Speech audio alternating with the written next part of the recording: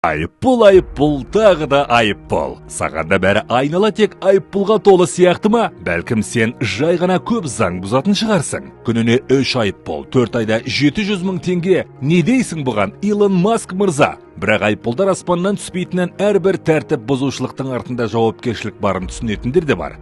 Шектеулер бұл тек заңдағы емес, өмірдегі де мұқияттылық.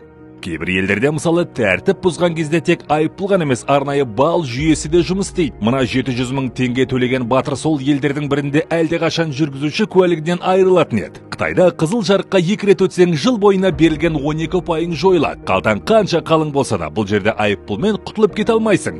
Айтпақшы, көрші өзбектер де биылдан бастап ұпай жүйесін енгізді. Қырғыздар бұл жүйені 2018 жылдан бері қолданып келеді. Ал біз болсақ әлі күнге дейін осы трендтен артта қалып келеміз. Бірақ жүргізушілер ғана емес, жаяу жүргіншілеріміз де оңып тұрған жоқ. Айтшы, сен де 50 метр үнемдеу үшін бағдаршамға жетпей көшені кесіп өткен шығарсың. Өткен жылы Қазақстанда 1000-ға жуық жол көлік оқиғасына жаяу жүргіншілер кінәлі болған. Соған қарамастан бірінші рет ұсталған жаяу жүргінші тек ескерту алады. Минималды айыппұл небәрі 4000 теңге. Сондықтан болар жүрмек жаяулар жылдан жылға көбейіп келеді. Ал ең сорақысы, көлік жүргізушілері де жаяу жүргіншілерді қоқыс тастап түкіре беруді әдетке айналдырған. Бөтелке, қағаз, түрлі қаптамалар көшеде шашылып жатқанына көзіміз үйреніп те кетті. Ал шын мәнінде көшеге қоқыс тастағаның үшін 40 000 теңге айыппұл қарастырылған. Бірақ оны тексеріп жазалап жүргендер аз болған соң кезекті қоқыс дәл сол жерде қала береді. Әлі де адамдар айыппұлдар үшін өздері кінәлі емес деп ойлайсың ба?